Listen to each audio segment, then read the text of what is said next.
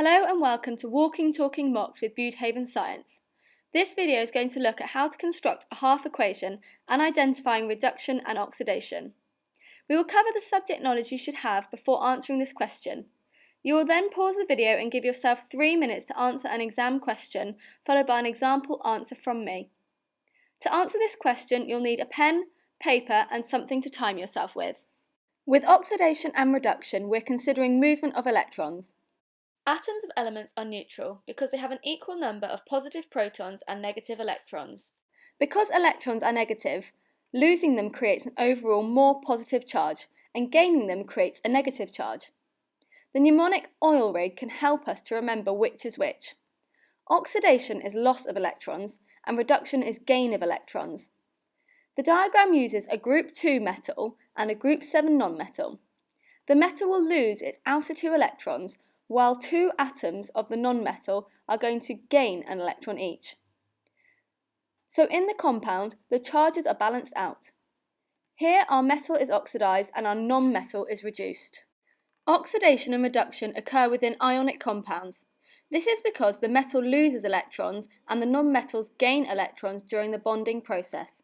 This is what forms the electrostatic attraction between the two.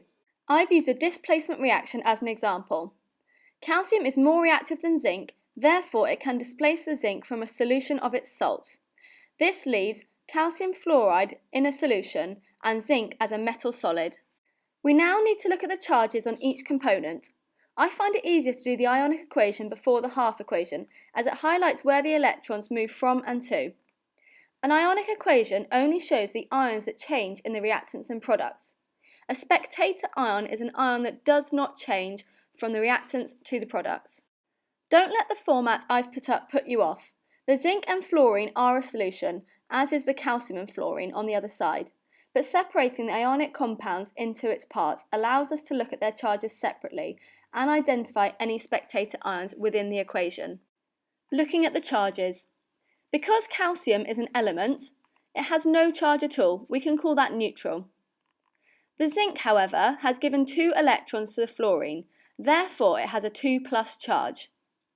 There are also 2 fluorine atoms, each with a negative charge as they've taken on an electron each. On the product side of the reaction, we can see that fluorine has the same charge on each side. This makes it a spectator ion and will not be used in the final ionic equation. But both the calcium and the zinc have changed charge during the course of the reaction. These will be included in the final equation. Here is the final ionic equation. It shows that calcium has gone from an element to an ion with a 2+ charge. It also shows whether zinc has gone from an ion with a 2+ charge to zinc as an element. It's important that you remember these rules. Elements are always neutral because they have not lost any electrons. Metals will always be positive because they lose electrons, and non-metals will always be negative because they gain the electrons. And finally, here is how to construct your half equations. Here are your 2 half equations. In a half equation, we are showing the movement of electrons. Therefore, we show calcium as an element with no charge, going to calcium as a 2+ once it's lost its 2 electrons, and we show the electrons as separate products. The same process is used in showing the half equation for zinc. On the reactant side, zinc was an ion, therefore we're showing zinc with its 2+ charge and the 2 electrons that have been separated from it. On the product side, zinc is an element, therefore we're showing it without any charge at all. You now have the opportunity to answer this 3-mark exam question. You must pause the video in order to do this. Explain which species is reduced in the reaction between magnesium and iron chloride. Your answer should include the half equation for the reduction. Explain is a higher level skill. It requires you to give a reason for your answer.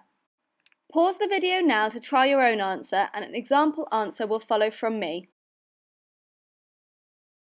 Upon reading this question, my first thought is that they're only interested in what's being reduced.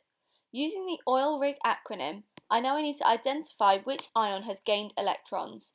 Here is my example answer. The ion is reduced over the course of the reaction because it gains electrons. The half equation for iron is Fe2+ plus 2 electrons gives you iron as an element. I have ensured that I've met the criteria for this question by only giving the half equation for the reduction of iron. I've also used the word because. This shows that I'm giving a reason for my answer. So the iron is reduced because it gains electrons. If you're still struggling with this topic, please see your teacher or come to one of our Wednesday revision sessions.